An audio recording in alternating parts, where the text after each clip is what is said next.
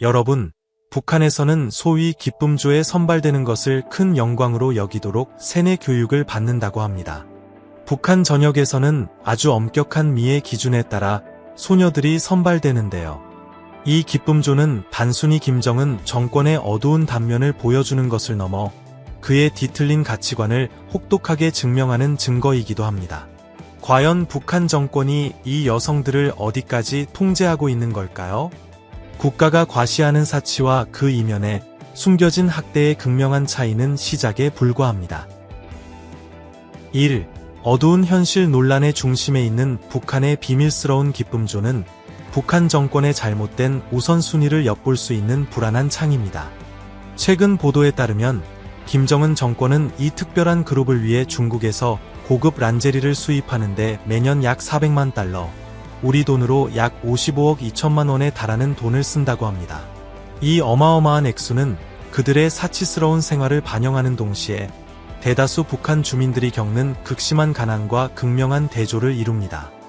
이러한 호화로운 지출은 끊임없는 경제난에 시달리는 국가에서 정권의 우선순위가 얼마나 예곡되어 있는지를 명확히 보여주는 신호입니다.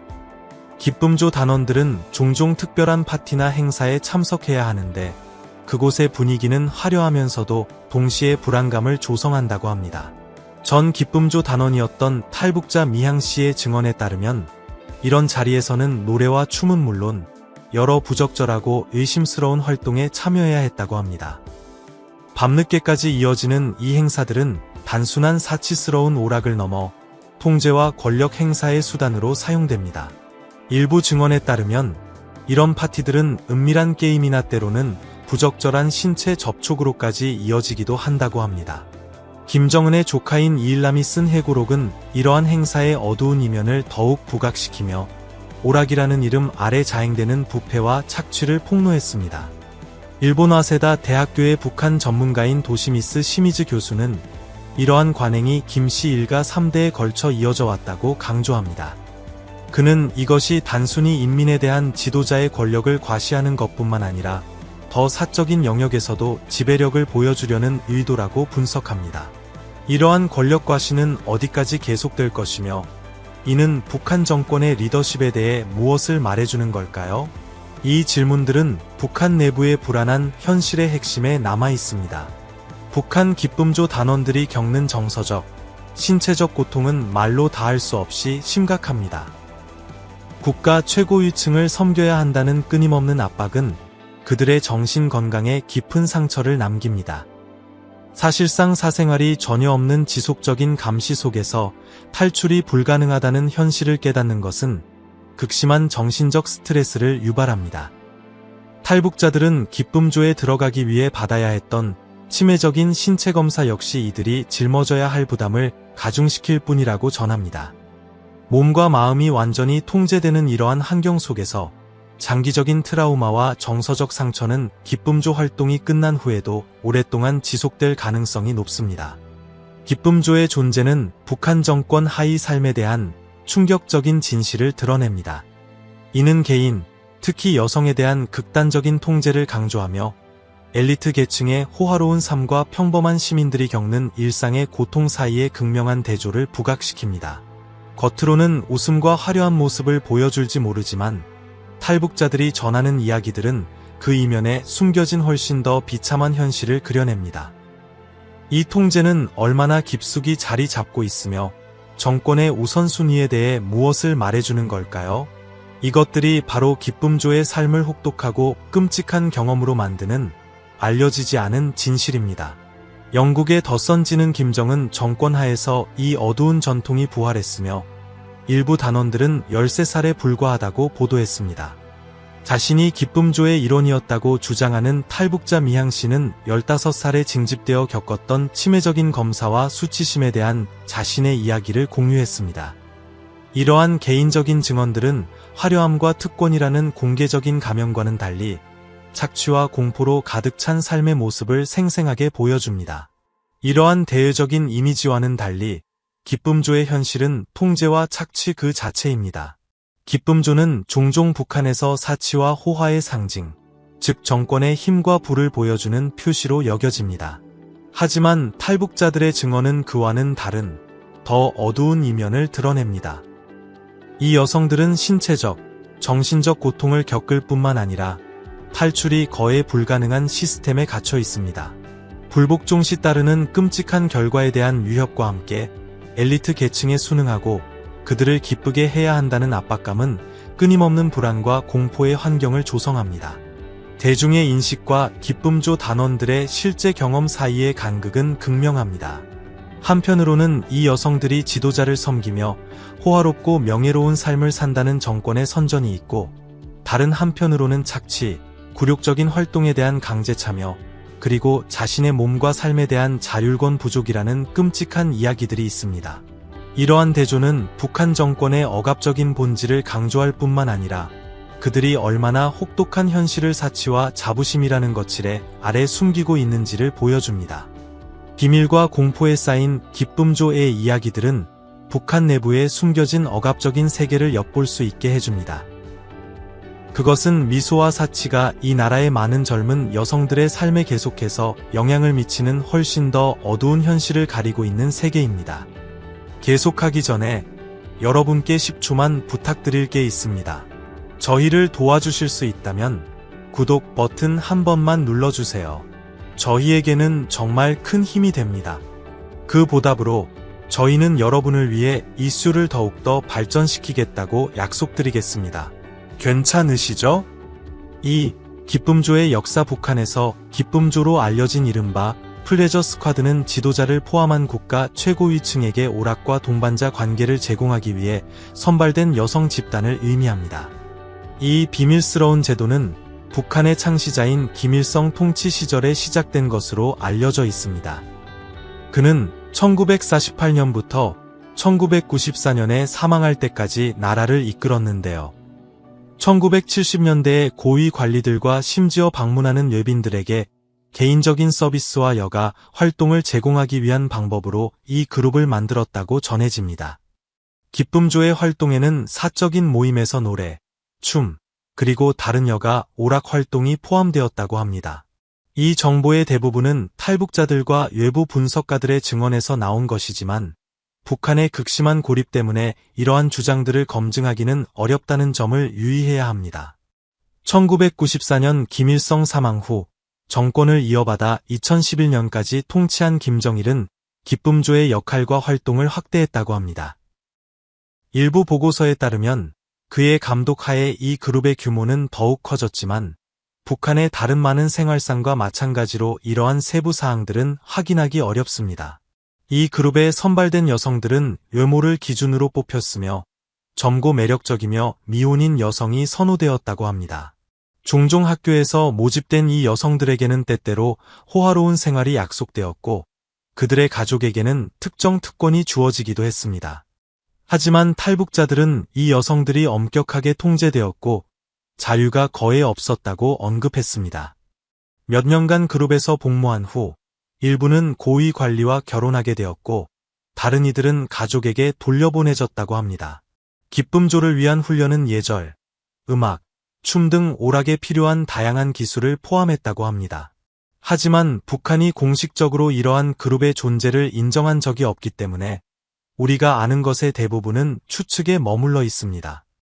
제한된 직접적인 증언과 정권의 직접적인 확인이 없는 상황에서 이 그룹의 운영 범위나 북한 사회 내에서의 역할을 완전히 파악하기는 어렵습니다. 3. 모집 및 선발 과정. 김정은의 특별 그룹으로 불리는 북한 엘리트 연예인들의 모집 과정은 왜 그토록 비밀스럽고 불안하게 느껴지는 걸까요?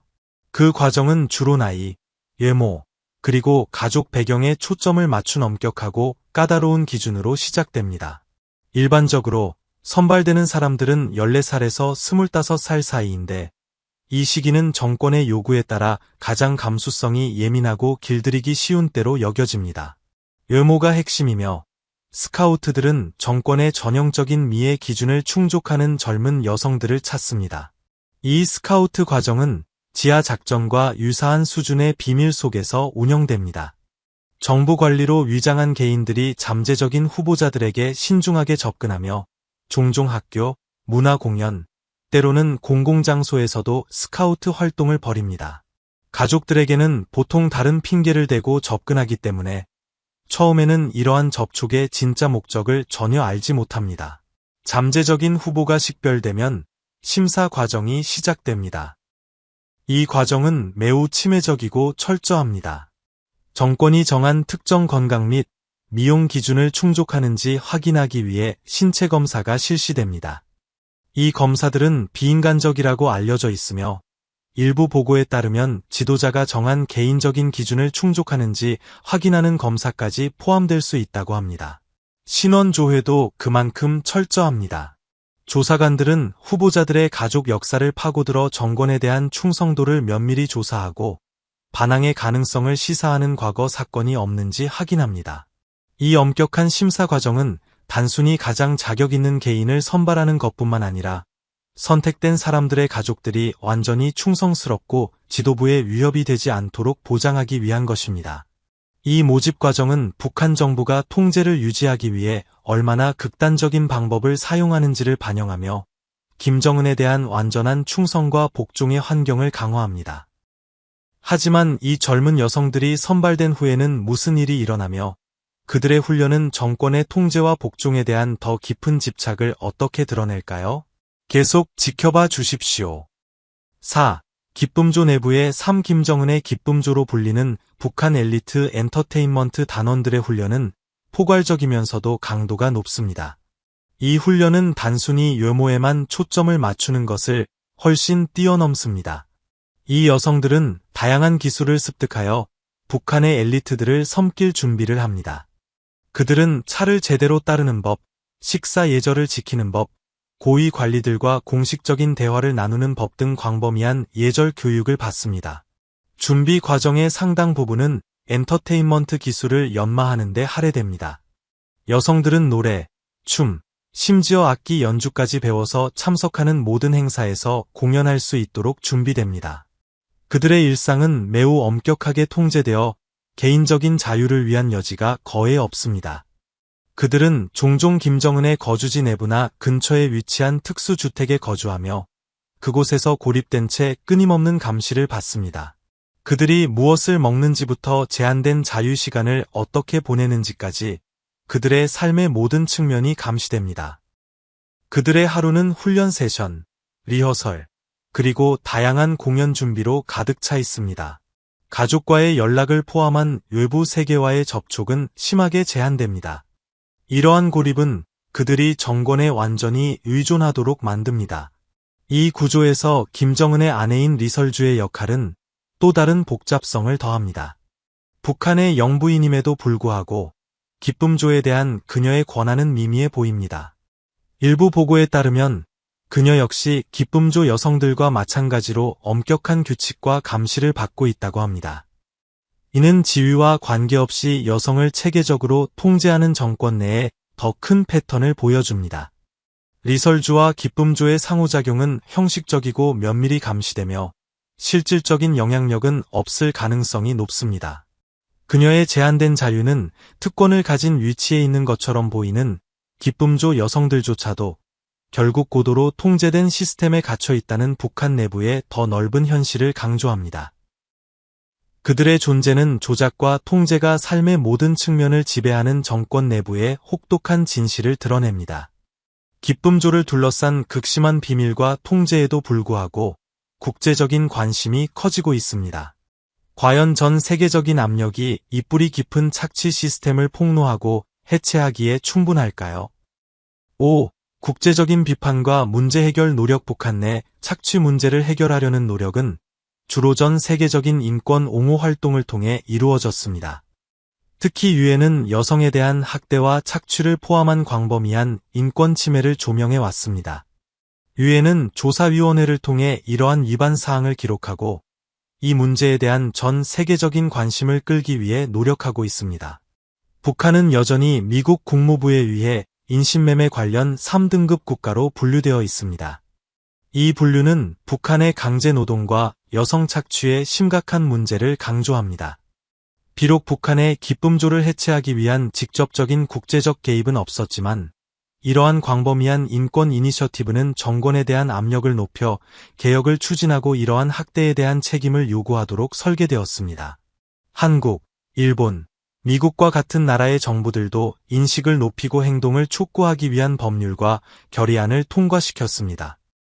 이러한 조치들은 북한 여성들이 직면한 착취와 인신매매의 실태를 드러내고 그들의 고통에 대한 더 큰 국제적 관심을 요구하는 데 초점을 맞추고 있습니다. 과연 이러한 노력들이 마침내 이 시스템에 갇힌 여성들에게 실질적인 변화를 가져올 수 있을까요? 오직 시간만이 말해줄 것입니다. 오늘 영상 즐겁게 보셨다면 좋아요 한번 눌러주시고 저희 채널 글로브고 구독하는 것도 잊지 마세요. 여러분의 응원은 저희에게 정말 큰 힘이 됩니다. 지금 화면에 뜨는 영상을 클릭해보세요. 분명 마음에 드실 거예요. 다음으로 저희 채널에서 다뤘으면 하는 나라가 있다면 아래에 댓글로 남겨주세요. 시청해주셔서 정말 감사합니다. 그럼 다음 영상에서 뵙겠습니다.